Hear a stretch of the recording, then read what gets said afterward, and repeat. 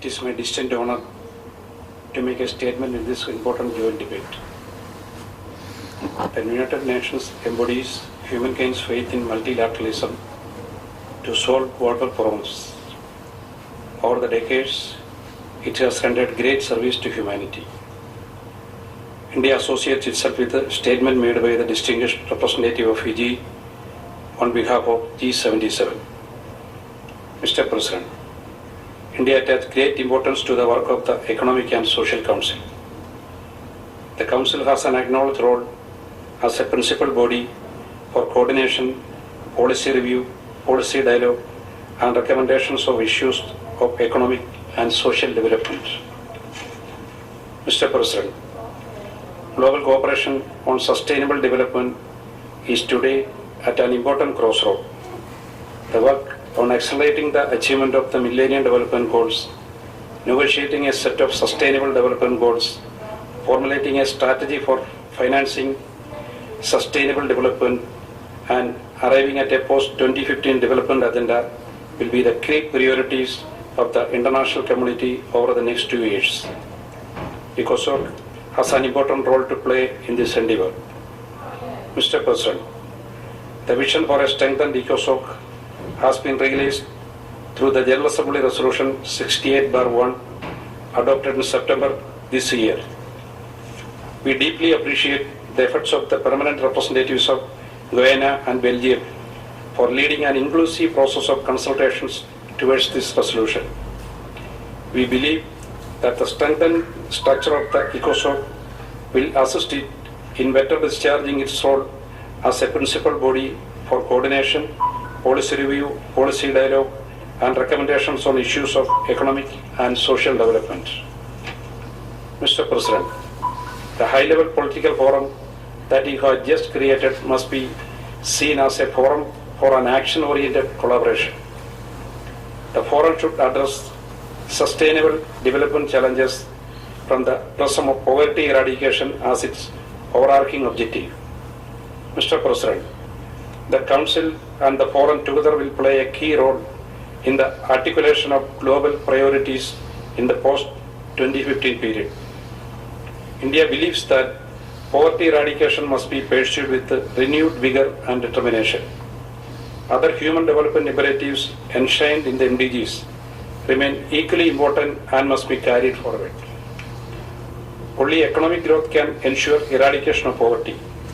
To achieve this, we must strengthen the partnership between developed and developing countries and make it more meaningful and genuine. The post-2015 development agenda must remain an agenda for development. Its focal point must be a distribution of resources and wealth more equitably among the nations and within them. It must also promote an international system conducive to development.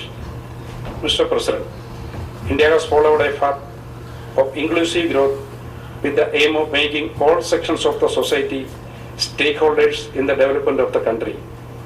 Robust economic growth over the past decade, supported by proactive and targeted interventions by the government, have enabled us to move millions of our people out of poverty.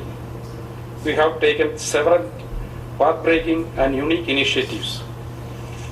The Food Security Law enacted recently will ensure food security for the Indian people. We have enacted a law that ensures at least 100 days of work for the rural poor of India. We have also enacted a law for right to education for ensuring universal access to quality education to our people.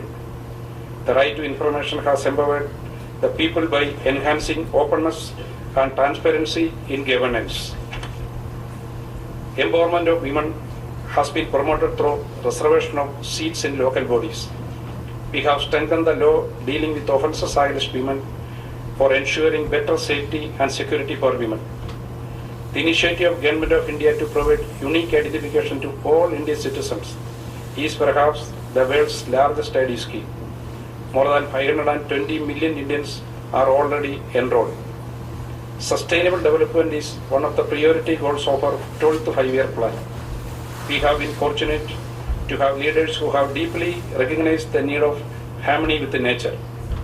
In fact, our late Prime Minister, Mrs. Indira Gandhi, was the only head of government to attend the Stockholm Conference on the Human Environment way back in 1972.